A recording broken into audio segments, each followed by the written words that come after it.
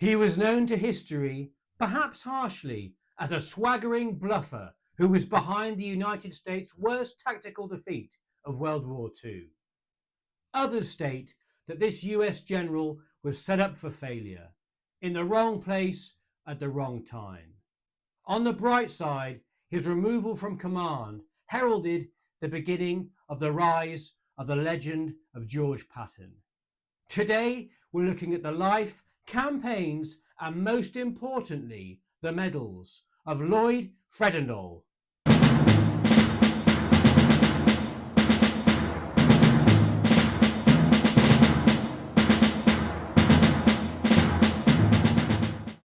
I'd never intended to do this video, but as I was doing my research previously for videos on Montgomery, Patton, and even Westmoreland during World War II, I kept coming across the name of this chap. And the more I read about him, the more he appeared a caricature rather than a real person. So I thought, why not look into him, as it intrigued me, and see what this man's all about. Fredendall's ribbon bar shows 1 Medal for Distinguished Service, awarded twice, and 7 service or campaign medals, a couple of which we have never covered before, so we'll dive into in a bit. Lloyd Ralston Fredendall was born in December 1883 at Fort Warren near Cheyenne, Wyoming. Interestingly, his father, a lieutenant colonel by the end of World War I, after leaving the army during Fredendall's childhood, became the sheriff of Laramie County, giving him access to political and social connections. It then appears he received a commission in the Quartermaster Corps during the Spanish-American War. After retiring, he was recalled in World War I to supervise the construction of a series of facilities for the army in western USA. Many years ago, I actually visited Cheyenne and Fort Laramie. And all I remember from Cheyenne was it being very cold and windy, being January, but also loads of these bizarre giant cowboy boots all around the town. Not sure what that's all about. The young Fredendall benefited from his family's political connections, and he received an endorsement of a local senator to attend the US Military Academy at West Point in 1905, aged about 21. Fredendall had a domineering mother who insisted on accompanying her son to West Point and stayed nearby after travelling across country with him during his time at the academy. That mustn't have been very good for his street cred. I can't see many military units allowing their mums to accompany their recruits. Well, maybe the RAF Reg. After just 1 semester at the academy, due to poor performance, he was dismissed. A contemporary fellow classmate described Fredendall as a very soldierly little fellow, but extremely goaty in mathematics. Rather than the greatest of all time, I believe GOAT in West Point parlance means last in your class. So essentially he was rubbish at maths, or math as you'd say in America. Then, unbelievably, the following year, his family, using their connections and pressure again, were able to get him another place at West Point. However, he dropped out fairly quickly, so failed twice so far. Incredibly, after family pressure, the senator endorsed him for a 3rd time the next year, but West Point had had enough and turned him down.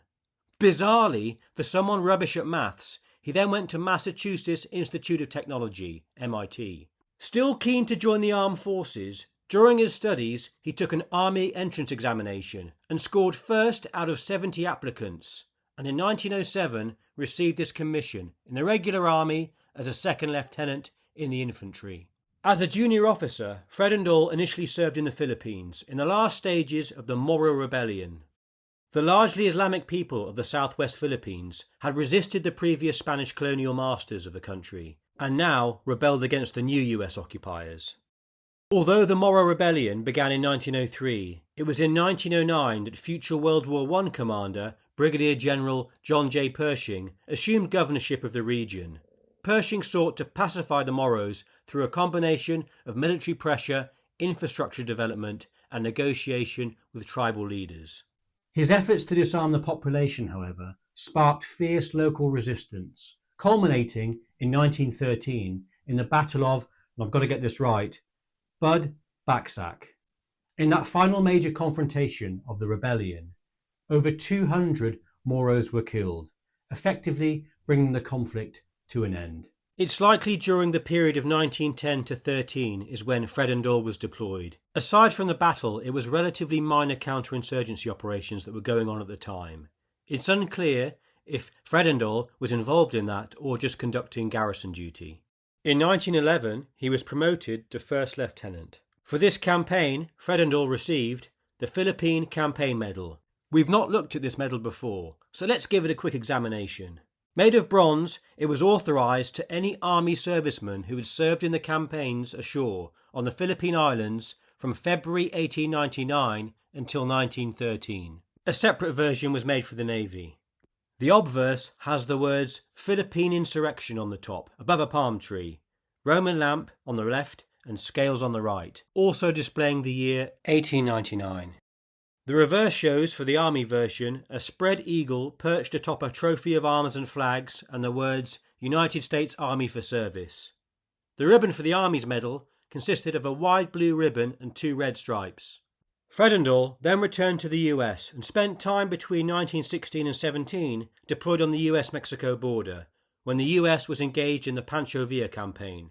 We looked at this campaign in more detail on our previous video on Patton, and a separate campaign or service medal, the Mexican Service Medal, was awarded for this. Fredendall's unit deployed on the border and was in a supportive role and preparing for any potential German-inspired Mexican invasion, which was perceived as a real threat at the time during World War I. In 1916, he was promoted to captain. For this, he received the Mexican Border Service Medal. This medal is made of bronze, and the obverse is a sheathed Roman sword hanging on a tablet which is inscribed for service on the Mexican border. The tablet is surrounded by a wreath. The reverse shows a coat of arms of the US above a scroll and surrounded by a wreath ending at the centre with crossed rifles in dexter, crossed sabres in sinister, and crossed cannons in base. The ribbon is emerald green with a golden yellow central stripe.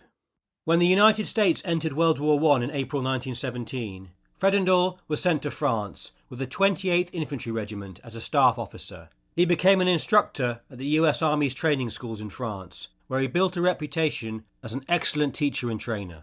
But it does not appear that he had frontline experience.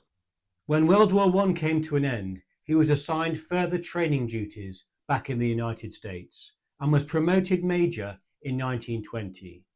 He was both an instructor and a student at the US Army Infantry School. As a student, he graduated 31st out of 151 in 1923, graduating from the US Army Command and General Staff School. He further increased his status within the Army upon graduating from US Army War College in 1925. He also completed multiple tours of duty in Washington at the Statistics Branch, the Inspector General's Department, and as an executive officer at the Office of the Chief of the Infantry. These postings led to important contacts and opportunities for networking that greatly influenced his further career. In 1930, he was promoted to Lieutenant Colonel and Colonel in 1935. Just 4 years later, Fredendall was promoted to Brigadier General in December 1939 and placed with the 5th Infantry Division. Only less than a year later, in October 1940, he was promoted to Major General and then given command of the 4th Infantry Division. Fredendall's close friend was the high-flying US Chief of Staff, General George Marshall. Like Maxwell Taylor for William Westmoreland, who we previously looked at, Marshall would serve as a crucial sponsor and advocate of Fredendall during his military career. In a rare poor judge of character, Army Chief of Staff George Marshall was especially fond of the youthful-looking, cocky Fredendall, describing him as one of the best, and remarking in a staff meeting when his name was mentioned, "I like that man. You can see determination all over his face." In addition to Marshall, Fredendall also had an influential friend, General Leslie McNair. McNair had included Fredendall on a list of top 3 generals he believed capable of commanding all US Army forces being sent to Great Britain. As an interesting aside, McNair, later as a Major General, would be killed in action in Normandy in 1944. And posthumously promoted to Lieutenant General. Marshall recommended Fredendall to General Eisenhower for a major command in the American invasion of North Africa during Operation Torch. Eisenhower was initially reluctant and wanted Patton instead. Even though General Dwight D. Eisenhower was Supreme Allied Commander in North Africa at the time, he bowed to pressure and against his better judgment selected Fredendall to command the 39,000-strong Central Task Force. This was the largest force of the three that were involved in Operation Torch. Before the war, Fredendall outranked both Eisenhower and Mark Clark, and was convinced because of this neither of them wanted him involved in North Africa. During the landings, Fredendall appeared to have performed well, and he was cited for a Distinguished Service Medal for his brilliant leadership. This allegedly only fueled his ego. Once in theatre, he was assigned command of the US Second Corps in its advance into Tunisia. This included the 1st Infantry Division and the 1st Armoured Division. At the time, 2 corps served under the British First Army, commanded by Lieutenant General Kenneth Anderson. Anderson found Fredendall to be incompetent. British officers reportedly thought him a loud, brash know-it-all without the experience to justify his self-confidence. He was described thus: Fredendall was small in stature, rough in speech, outspoken in his opinions, and critical of superiors and subordinates alike. He was inclined to jump to conclusions that were rarely well-founded. Now ashore, Fredendall set up his HQ in the Grand Hotel in Oran, located far from his men who were out roughing it in the field. Soon, whilst he was being entertained with Bacardis and belly dancers, his men, slumming it in tents, began to mock him for living it up in style. During this time, Fredendall also demanded a bulletproof Cadillac and regularly chased up his staff as to why it wasn't being delivered faster. He disliked the French and British and was quick to blame others if things went wrong. Perhaps confusing Tunisia with Hollywood, Fredendall also used tough guy slang when addressing troops, using catchy phrases such as "Go smash 'em" or "Use your tanks and shove." He also made up confusing codes, instead of using standard military terminology or map grid-based location designators. Perhaps he thought this would confuse the German radio interceptors, but it ended up confusing his own staff even more. Here's one example. Move your command, that is, the Walking Boys, Pop Guns, Baker's outfit, and the outfit which is the reverse of Baker's, outside, and the big fellow to M, which is due north of where you are now, as soon as possible. Have your boss report to the French gentleman whose name begins with J at a place which begins with D, which is 5 grid squares to the left of M. I can just imagine B.A. Baracus from the A-Team responding to this. Soon, the Americans would drive east towards Tunisia, and Fredendall would have to leave the comfort of the Grand Hotel and rough it with his troops. Or would he? Obsessed with the possibility of an air assault by German or Italian forces, Fredendall tasked hundreds of engineers to spend 3 weeks building a 20-foot deep underground bunker HQ complex. Protected by anti-aircraft guns, the site was based in a deep ravine, 70 miles behind the front lines. Once established at his new headquarters, he sparingly ventured out, rarely visiting his front line for personal visits or reconnaissance, and communicating to his commanders via telephone or radio, with maps spread out on the floor of the complex. He quickly gained a new nickname from the troops, Dugout Doug, and his headquarters was known as Lloyd's Very Last Resort, or the Shangri-La a million miles from nowhere. I know some of you might have watched the British comedy series Blackadder with General Melchard, the incompetent British general. Well, he only had his HQ 35 miles behind the line, not 70. Later, after visiting the HQ, General Omar Bradley called the headquarters an embarrassment to every American soldier, while Dwight D. Eisenhower would use it as an example to remind senior officers of the importance of appearing on the front and what not to do. Of Fredendall's HQ, Patton mocked, "He's made a goddamn fortress down there. You'd think he was going to hold off the whole German army by himself." Whilst planning operations, Fredendall would often grow impatient with subordinates who are more familiar with the terrain and conditions than he, and insist he was correct. In addition, frustratingly for his military commanders, he would circumvent the chain of command, especially with his divisional leaders, such as Orlando Ward, and stripped them of any tactical autonomy. This would lead to poor relations between himself and his senior officers. Not understanding the terrain or bothering to recce it in any detail, he split up units and scattered them far too apart to support each other or be effective. This left them vulnerable to an attack by the Axis forces.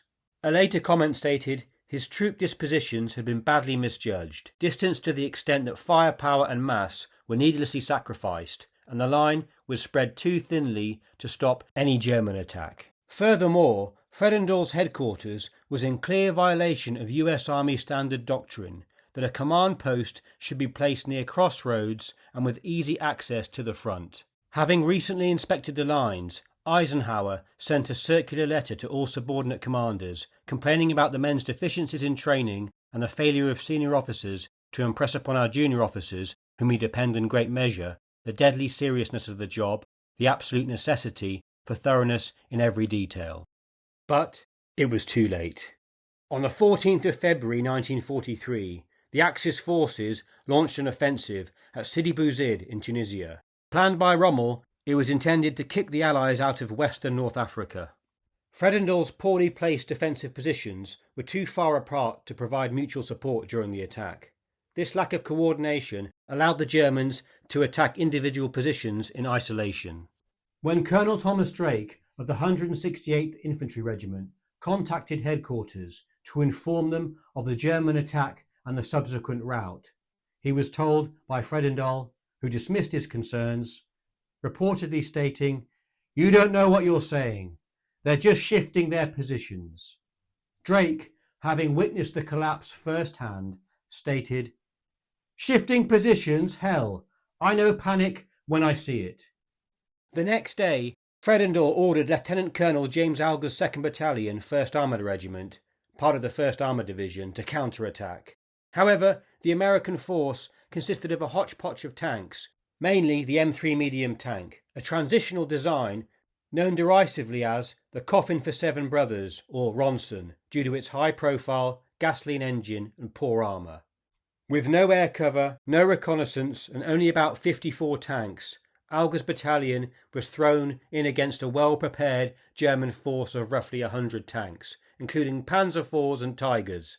The result was a disaster. 50 American tanks were destroyed and Alger was captured. As a result, the Americans were forced to abandon Sidi Bouzid. However, forbidden to retreat by Fredendall, units became cut off, and under constant German Stuka dive bomber attacks, panic spread. Eventually, only around 300 US troops managed to escape.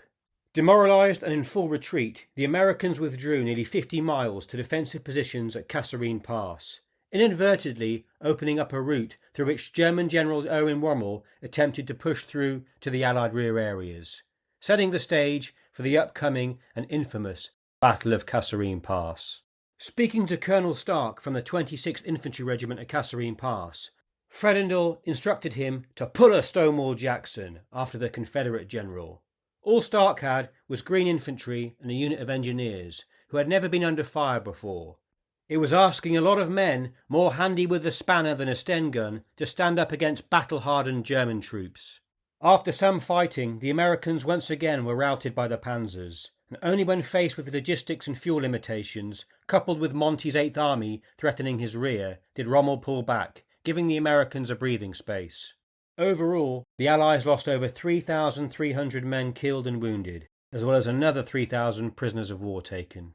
A little-known fact, but Italian Bersaglieri regiments performed well for the Axis units, overrunning US lines and eventually covering the German retreat. After the battle, Fredendall's performance inspired universal complaints from US divisional commanders, who deemed him unapproachable. These complaints range from a loss of confidence in his leadership to outright accusations of being a moral and physical coward. Eisenhower requested Major General Ernest Harmon to complete an assessment of Fredendall, and he suggested his removal. However, rather than tearing out Fredendall a new one, Eisenhower couched his removal in terms of needing him to run a more important training post back in the States, preparing recruits for the eventual invasion of Europe. Patton was selected to replace him. When Patton arrived at 2 Corps headquarters, Fredendall was at breakfast. Patton already disliked Fredendall from when they were both divisional commanders at Fort Benning, Patton, not perhaps cognizant of the real reasons for his dismissal and believing it to be a routine change of command, tactfully relieved him, saying, "2 Corps was primarily a tank show and I know more about tanks."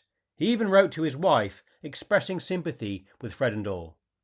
That said, a few days later, after inspecting the troops and finding out what really went on, Patton soon changed his tune on Fredendall, stating, "I have never seen a man so completely lost in the fog of war, and Fredendall has done nothing to justify his existence." After Kasserine Pass, because of the war, his failure was kept a secret and he was never formally admonished. Fredendall received a hero's welcome back in the States and in the best traditions of the military was then promoted to Lieutenant General, though apparently his promotion had been initiated prior to his relief. He then went on to run training establishments in the USA and was Commanding General of the 2nd Army, a training army, headquartered in Memphis, Tennessee. This prepared nearly 1 million men to fight in all theatres. Only towards the end of the war did news of his failure and disgrace leak out. He retired in March 1946. His awards were Army Distinguished Service Medal, awarded twice, Philippine Campaign Medal, Mexican Border Service Medal, World War I Victory Medal, American Defense Service Medal, American Campaign Medal, European African Middle Eastern Campaign Medal. He has at least 2 campaign stars. I've seen pictures with him with multiple stars. Perhaps in his post with the 2nd Army, he flew over to other theatres occasionally to set up rear echelon training or logistics hubs. And finally, a World War II Victory Medal. Lloyd Fredendall died at the age of 79 in San Diego in October 1963. Was he America's worst World War II general? I think that's unfair, as it appeared he did excel at vital rear echelon duties and made a huge contribution to the war effort from that perspective. That said, though seemingly he was an excellent administrator and trainer, he was a poor field commander.